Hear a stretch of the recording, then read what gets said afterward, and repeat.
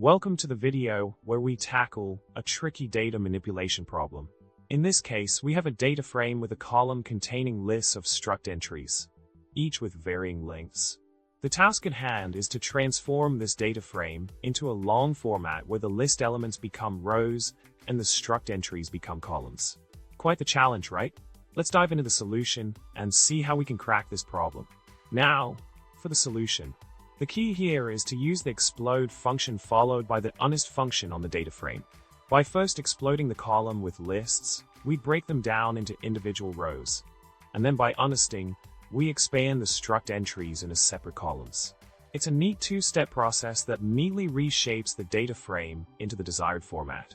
Just remember to use df.explode, this .unnest s, and you're good to go.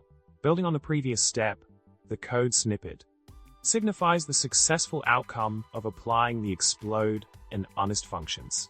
This final data frame showcases the transformed data with the list elements as separate rows and the struct entries as individual columns.